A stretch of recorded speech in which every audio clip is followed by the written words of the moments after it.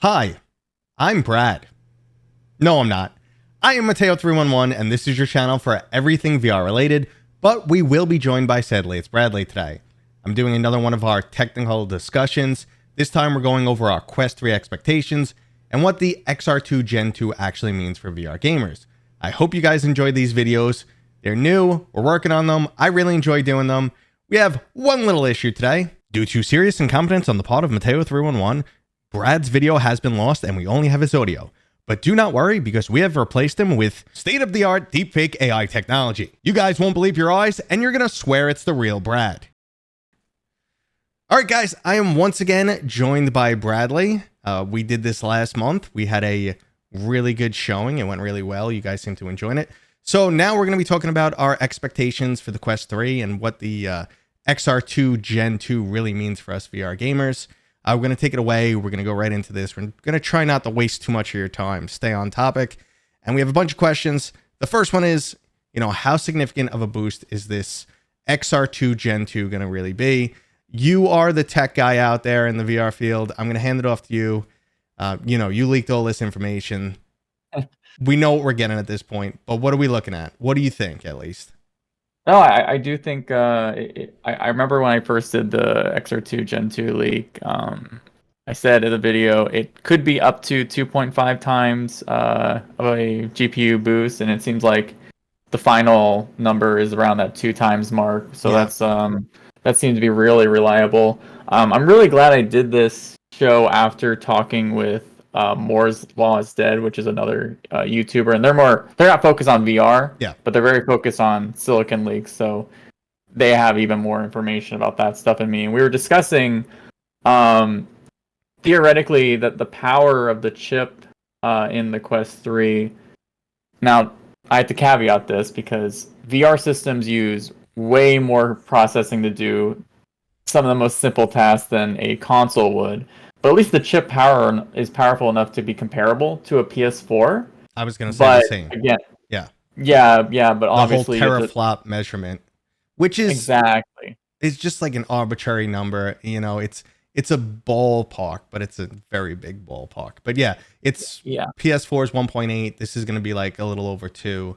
So there's power. There's a boost for sure. So for those who don't know, it's basically being based on the Snapdragon 8 Gen 2, which, if you don't know, that's basically last year's newest flagship for all the smartphones that came out. And one of the biggest boosts for that chip was actually the GPU inside. I've just been hearing a lot of good things about that chip. Now, looking at the performance boost, it is still, though, quite similar to Quest 1 versus Quest 2. Now, I think why we'll probably see more of a boost now, though, because when we went from the Quest 1 to the Quest 2 era, there was only a really small gap between Quest 1 and Quest 2. And it's just now that developers are kind of getting a hang of, all the optimization they have to do and the corners they need to cut and, how to get a game looking good. Something like Red Matter or Hubris. We're finally getting there now. So I think we'll probably see an even bigger jump from Quest 2 to Quest 3 than we did Quest 1 and Quest 2. But performance-wise, it's right around the same. Yeah, I think the better graphics side of things, I think it will take maybe a year or two as well for that to catch on. But I think the biggest thing is, so related to displays in the Quest 3, from what all we understand is it's going to be 120 hertz right off the bat. Whereas, Quest 2 came out with, I think it was only 72 hertz at one point and 90 hertz, and then they finally added 120 hertz as an experimental mode. So most developers didn't even bother with the 120 hertz mode in that. I think games could look significantly better for sure. I think that's the main thing we're looking at. I think we're going to see clarity first, and then some of the games that are already running fine, that are already running high res or whatever, we'll see, they'll hit 120 hertz. I don't think they'll push 120 hertz as much, because I think they have more room to go on clarity. Right now, they're just saying whenever the GPU is underutilized, we're going to push the resolution up. And as long as that's not too intrusive, the resolution bump isn't too aggressive, as long as they have the right curve for it, that'll be really nice. Games will immediately look better. They're doing everything they can. So I think the quality of games is definitely going to go up. Now, all right, so games are getting better. Hardware is getting better. We're moving ahead. how close are we to PCVR now on the Quest 3? What do you think? I think we're close to actual 2016 PCVR quality with Quest 3. I That's was how I going to feel. say 2017, but yeah, that we're pretty much, I think we're going to get there. You know, it's going to be like using lower end 2017 hardware, which is not bad, which is actually really impressive. You know, we're getting there. I know people hate it. I know the OG VR gamers are like, the Quest set us back, but VR was not scaling. It was not growing at the rate it needed to. They need, you know, Meta needed to do something. This is their approach. They sold 20 million units. They're doing something right. They're the only one really throwing money into VR. Pretty much. You know, Apple, you could say, but it's not our sector of VR right now. So, yeah, so I think we're going to get there. We're going to get that quality up to like 2017. And some people start to think of like 2017 through 2019, the golden age of like PCVR, because we started, like, it was exciting. We finally started getting some high quality titles, like Half-Life Alyx snuck in there, Boneworks. So, you know, I think the Quest 3 could be a really, really good era of VR gaming. And we're finally getting close. I mean, of course, we'll never match PC because we're putting 1,000-watt, you know, $1,600 GPU up against a $500 standalone machine. But again, like we've talked about so many times, it's not all about the performance, the raw performance. It's about the software. It's about optimization. It's about so many factors. So I think, you know, we're getting there. People compared Asgard's Wrath 2 to the original and pooped on it really hard. But it is what it is. You know, it's, you can only do so much on a mobile headset, and to get that experience for $500 standalone, it's kind of magic. That's why, like, I wonder, we're talking about like all these performance and like, you know, how much graphics might improve and stuff, but it seems like a lot of the audience are more excited for Gorilla Tag and freaking Roblox coming out for these things, and like, I know, it's gonna be a really wild experiment to see what happens with all this power. And that, you know, and I definitely do want to discuss AR, because they're going to be, you know, introducing AR to us. They tried to do it with the Quest Pro, which I think is just an absolute miserable failure. Yeah, it's not good. It's not terrible. It's not good at all. It's a really bad experience, mainly because the, you know, the Xr2, the original Xr2 chip cannot handle it. It can't. No. There's a reason why Apple spent all that time on research development and all that money to, you know, develop the R1. Because you know, this mobile chip is not cutting it. I mean, they even say now, the little warning comes up about pass-through. Like, pass-through can increase your rate of injury. So, like, only use it, you know, like, so only use it to kind of, AR to ER now. AR to ER, pretty much, yeah. But I just redid my whole room, like cleaned out everything, and before this, it was a freaking disaster in here. I don't want to see my disaster while I'm in VR trying to escape my disaster. Yes.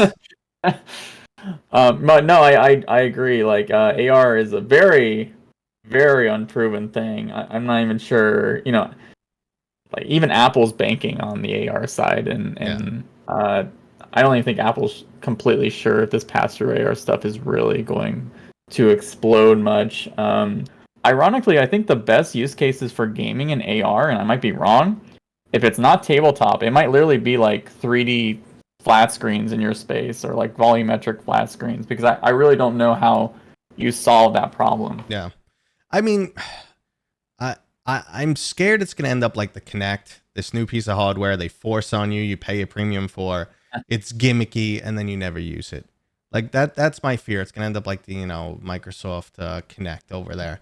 It's just not going to be this, you know, like, worthwhile product. And that might be because we're not just there yet. The hardware is not there yet.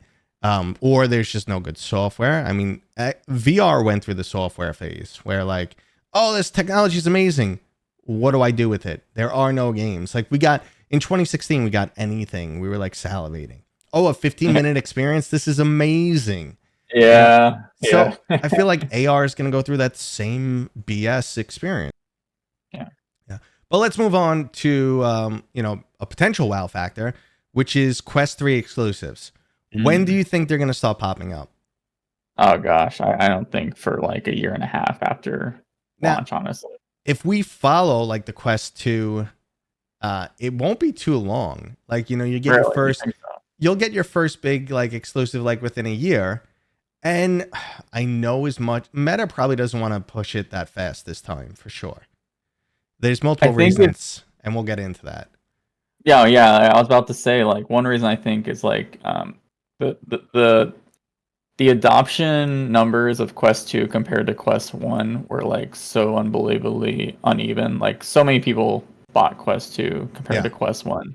So it was way less of a band-aid pull for Meta to be like, "Oh yeah, you can have Quest 2 exclusive titles." Yeah. This time around, $500 product, still selling Quest 2 at a cheaper price. There's potentially 10 million Quest 2s in closets somewhere that people can grab and Yep. play games. I really think they're not. I really doubt they're going to rush into the exclusive stuff right away. So I agree with that, but at the same time, if they don't pull off AR, they're not giving people a reason to buy a Quest 3. Yeah. Slightly better looking old games. I mean, they're in a really weird position there. I'm hoping I'm hoping within a year they give us just like one or two, just the taste, just the, because like we do want to see the potential of that new chip. We do want to see things pushed forward. But I don't know. See, like we can move right on to the next topic, which is the lifespan of the Quest 2. I'm sitting there thinking like Meta's saying it's a very long time. And I'm sitting there going, how can that be possible? Like you're already trying to get blood out of a stone. You unlock the GPU, you unlock the CPU, you're introducing like dynamic resolution, you're trying to use your super resolution, you're trying to do everything you can. Developers have spent years learning how to optimize.